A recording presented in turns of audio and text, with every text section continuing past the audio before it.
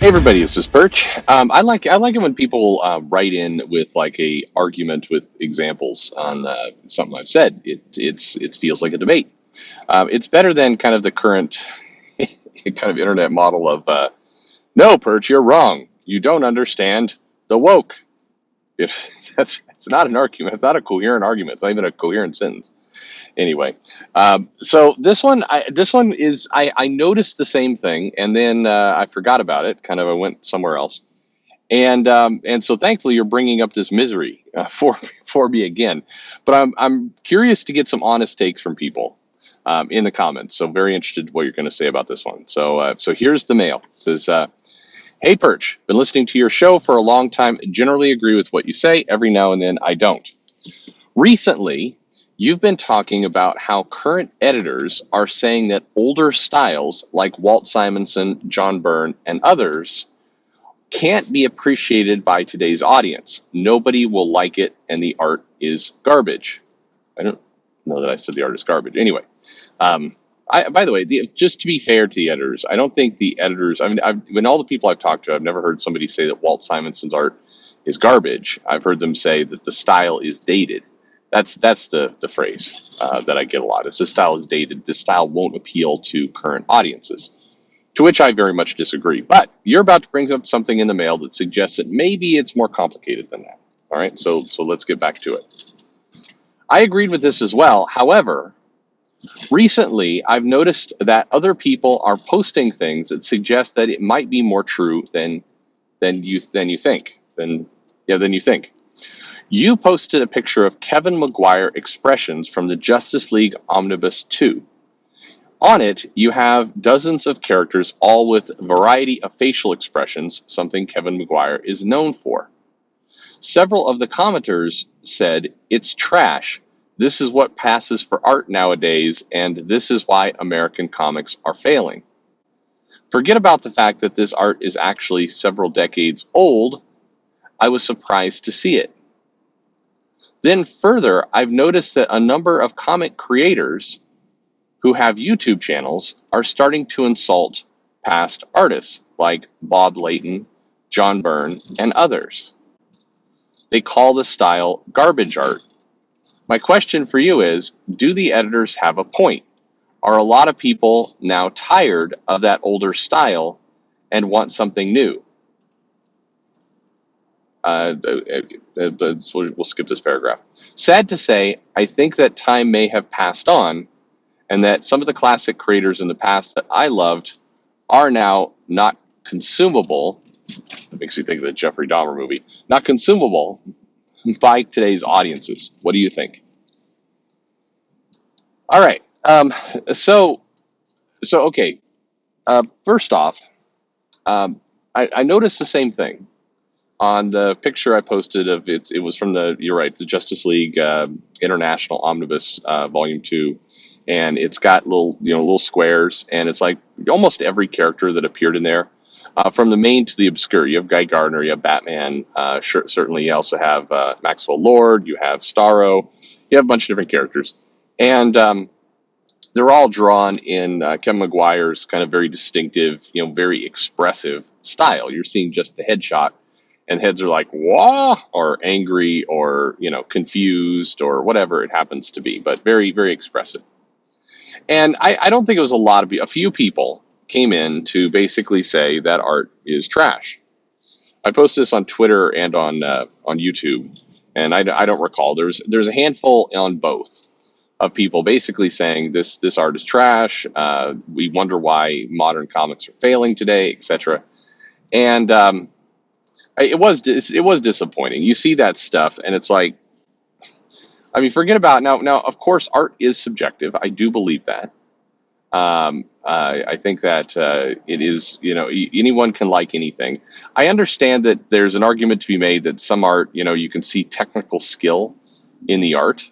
And I think that's true, but it's one thing to say this artist spent a lot of time on this, or this artist has technical skill, and I like this. This is good art. I think people get in the weeds a lot with somebody will say, well, I don't like, whoever, Art Adams. I don't like Art Adams. So say, well, you can't say you don't like him because his technical skill is clear, his anatomy, and that's a dumb argument to something that is a matter of opinion. You can like or dislike anything you want.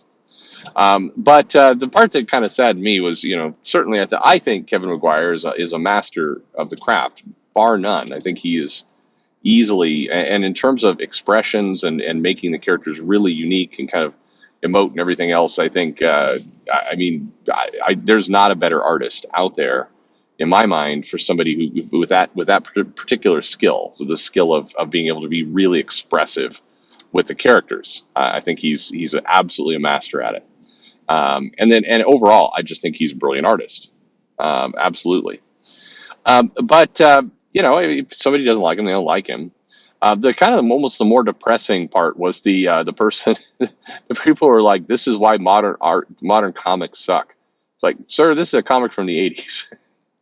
I, that's it. The problem is, how there's lots of battles, and you see people who say, you don't read comics as an argument. People are whatever, they're doing rage clickbait kind of stuff, and they say, well, you clearly don't read comics, and I always hate that argument too. But it's comments like that pretty much,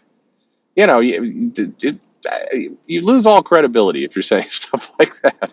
Not the again, anyone can like what they want, but if you're claiming to know comics, and then Kevin McGuire, who is incredibly distinctive, and his run on Justice League and Justice League International is very well known in comics as one of the a definitive, very very well known run of comics. If you're missing that somehow, yeah, you got to kind of put away your comic expert card. I'm sorry, that's kind of one of those things that you can't hold. So that was depressing, and I do think that always feeds ammo to the people who say, the haters on Twitter, they don't actually read comics, they're just out there for the culture wars. That kind of stuff, certainly helps bolster that argument, no doubt about it. But kind of broadening it, yeah, I've seen lately that like Paul Smith and Bob Layton and a couple creators starting to get trolled when they post things around your art is garbage, your art is trash, that kind of stuff. It's sad to see. It is a breakdown of just basic decency, and what's sad about it is some of these people like Bob Layton. I defy you to go on Bob Layton's timeline and find a tweet about how awful Trump is or Biden is or any kind of that nonsense. They're one of the big tenets of the early, Comicsgate or whatever, or the early things was, respect for the fans. Well, people like Paul Smith, Bob Layton, you look at their Twitter accounts, there's zero drama in there. It is, here's some art I did. Here's some art I did. Hey, I found this piece of art. Hey, here's something I'm drawing for a charity auction. Hey, here's some pencils from something that I did back in the 90s. Like, that's it. If you were wanting to talk about kind of respecting fans and all the rest, like those two accounts are pretty much shining examples of that. There's nothing. So it is very disappointing to see people going in there and I just calling them names and trash it. But I'm getting to the last kind of part of this video, which is thankfully it's not many, and I think it's always dangerous to look at a handful of comments on my channel or on somebody else's channel. Hell, even one of the channels that has 200, 300,000 subscribers, it's still dangerous to look at those comments and believe you're seeing a representative, amount of anything. Same thing with Twitter. It's that same less than somewhere between 2 and 5% of people on Twitter are actually buying comics, and most of them who are commenting are not reading it at all, or maybe they're going to read comics online or one of the pirate sites. Who knows? But most of the people who are commenting are a tiny, insignificant, and doesn't mean you as an individual is insignificant, but as a grouping, it's an insignificant percentage of the comics audience. The comics audience could lose everyone on Twitter. People who love the comics, people who hate the comics, that comment on it. They could lose both audiences. It would not materially impact their revenue. So So I guess I say that to say, and by the way, again, doesn't mean that you should treat fans poorly. Of course, you should treat fans well. There is a effect of people who are not commenting on Twitter but still reading stuff. If you go and you search, Dan Slott on in Google, you will see tweets that he's posted, and if some of those tweets are insane, like "you guys are all jackasses," "these fans are a hate group," that kind of stuff, it turns people off, even if you agree. Even if you are a lifelong Democrat, it turns you off when you're saying, "I would like to see what's going on with the guy who writes Spider-Man," and you search his name in Google. I wonder what else he's done, and you're presented with a bunch of, you know, uh, just culture war, political bullshit. That turns you off. It is bad to do. But in terms of the overall, will fans not appreciate older styles? Yeah, of course they will. They still will. Still sells well in comic shops. Back issue sales are still doing quite well. A lot of these omnibuses are super overpriced for what they are. They still sell. You need to the biggest problem, and I think this is one of those self-fulfilling prophecy kind of things. The biggest problem you have with comic creators, from the 80s or the 90s, like Kevin McGuire. If you get Kevin McGuire, this would be a waste of Kevin McGuire. Put him on a one-shot comic that's written, let's say not amazing, but also has no consequences or doesn't matter in current continuity. Meaning, put him on a kind of throwaway filler issue and call it a day. Or have him do like a couple pages in Legion of Superheroes, or one issue of Guardians of the Galaxy, and then move on. I understand that Kevin McGuire may not want to do monthly comics month in, month out, and that's fine. But that's why you give him an annual, or you give him some story and have it actually matter. Like introduce a new villain, have some, status quo change. It always surprised me, and Marvel would say this a lot of, well, we don't want to, do anything in the annuals that would interrupt the current continuity of the comic. Why not? What is the harm there? Why wouldn't you want to introduce something in the annual that matters? You do want to sell that annual, right? Why are you making them inconsequential? The biggest problem is that they put some of these kind of classic artists on a short anthology story, and again, an inconsequential annual, a story that is clearly a filler story between important arcs. They'll advertise it even that way to the stores, like a very special issue that takes a break from all of the action, and gives you a peek inside the day, a day in the life of the Justice League with Kevin McGuire. Now, for me, that sounds exciting, but for a lot of readers, they're like, well, comic shops look at that and go, this is they read not part of the current storylines, and they're like, I'm not gonna, I'm out. I promise you, that's exactly how comic shops think. They do not think, oh wow, Kevin McGuire is coming on to an issue of a comic that he helped make super popular in the '80s, and guy's still a pretty amazing talent. So I should order extras, put it on the shelf, and say, hey kid, this is what comics used to be like. This is pretty kick-ass right here. No, they don't think that way. They go, well, this isn't part of an arc and it's a filler issue, so I'm going to order lower. And then the comic publishers and the editors get the message, hey, this artist doesn't sell well. And there you go. That's how we are where we are. But I see the comments. I see people saying that. It is the worst kind of trolling. It's stupid, and you just have a small collection of people out there who just want comics to burn.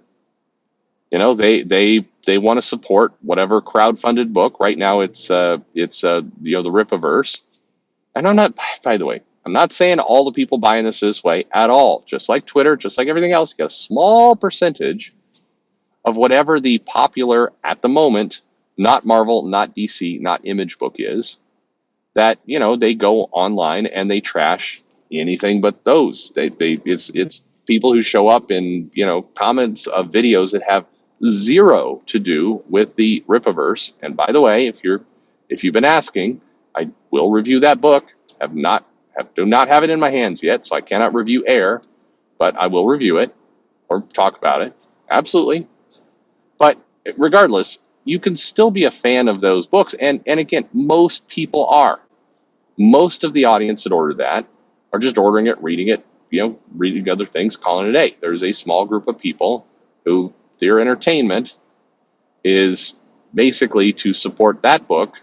And I have this sneaking suspicion in the back of my head that a lot of those people aren't buying it either. They're not buying the Rippaverse book either. They're claiming they will because they like to be part of the culture war, and they think this is how I do it.